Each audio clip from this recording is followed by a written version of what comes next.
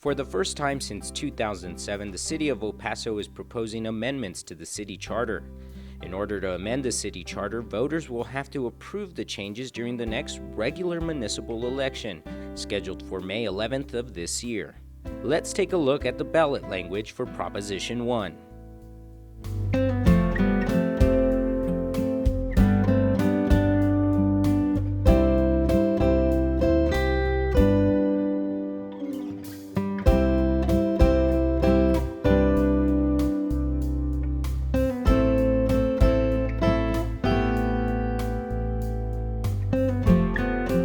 This is what Proposition 1 does.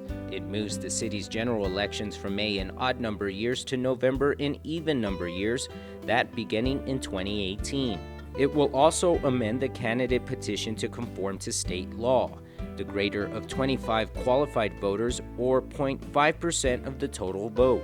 Special elections will also be held on next uniform election date, or next election conducted by the county elections administrator. It will also increase council districts to 10 when population reaches 1 million. All changes contingent upon approval of voting rights section of the Department of Justice. Now let's take a look at the ballot language for Proposition 2.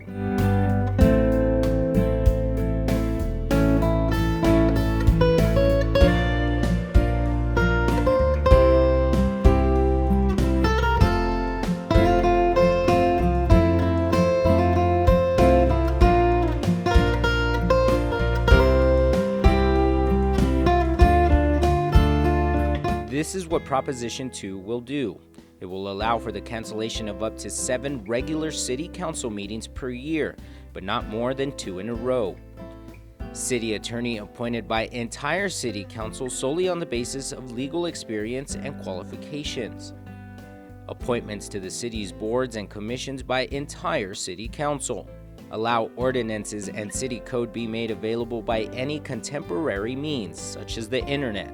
Allow the council to authorize leases of public property and temporary uses of streets of right-of-way by resolution in lieu of ordinance. Clarify the mayor is allowed to make appointments to boards and commissions. Moving on to Proposition 3.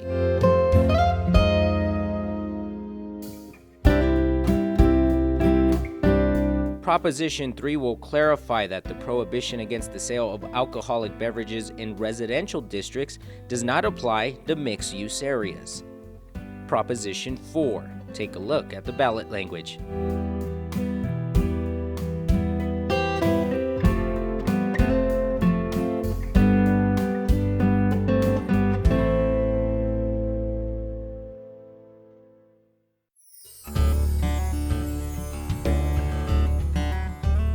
Proposition 4 will increase the annual salary of the district representatives to the H.U.D median income for a family of 4 for El Paso County, that beginning in 2015. Proposition 4 will also increase the annual salary of the mayor to 150% of the amount of district representatives, that also beginning in 2015. Proposition 4 will also clarify the prohibition against mayor and council holding another public office or public employment and conforms with state law. Now on to Proposition 5 and the ballot language for that proposition.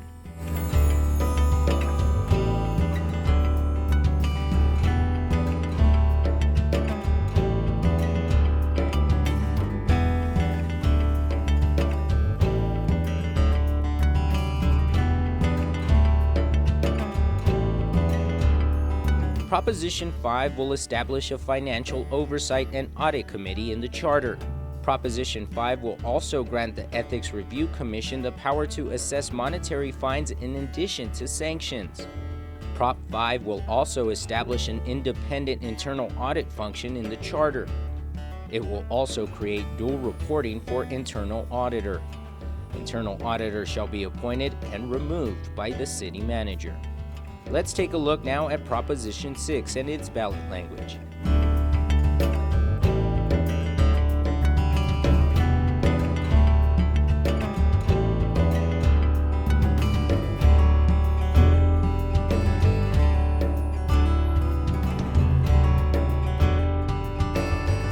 Proposition 6 will do the following.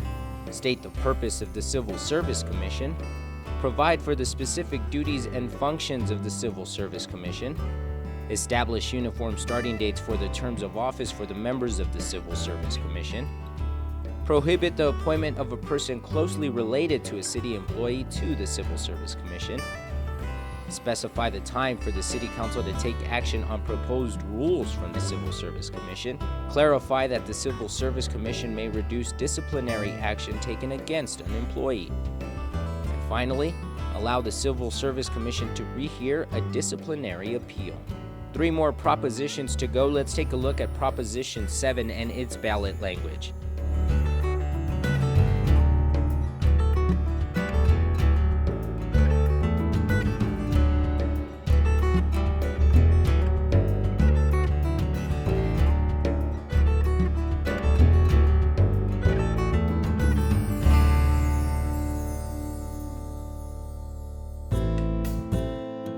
This is what Proposition 7 will do.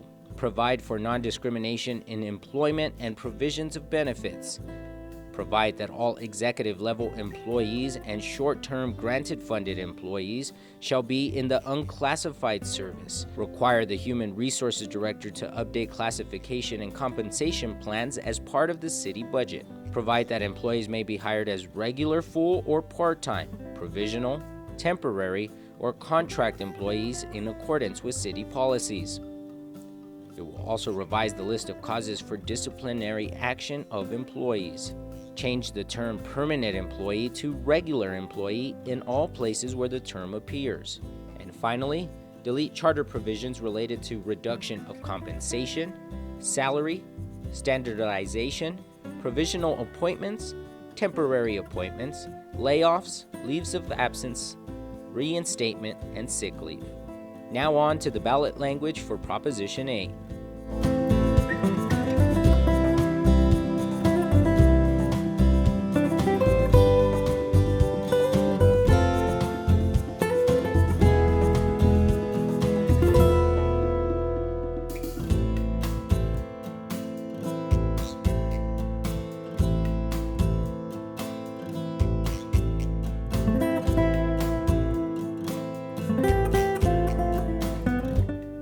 Proposition 8 will provide for the establishment of administrative policies and procedures by the City Manager and Human Resources Director to address administrative policies.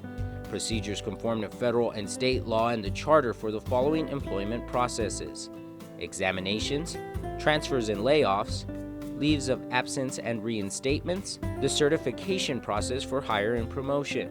For Prop 8, it will allow the use of the Rule of 5 in promotions. Also add a definition for Human Resources Director. Retitle and renumber sections as necessary. Delete provisions relating to matters being dealt with administratively. And on to the final proposition, Proposition 9 and its ballot language.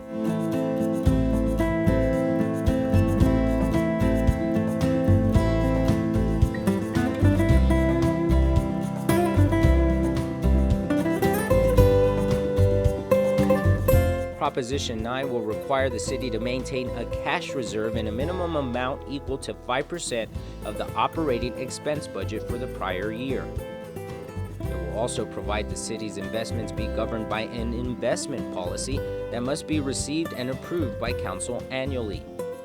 It will also permit voter-approved general obligation bonds for any lawful purpose. And finally, permit the use of lease purchase agreements for the acquisition of property.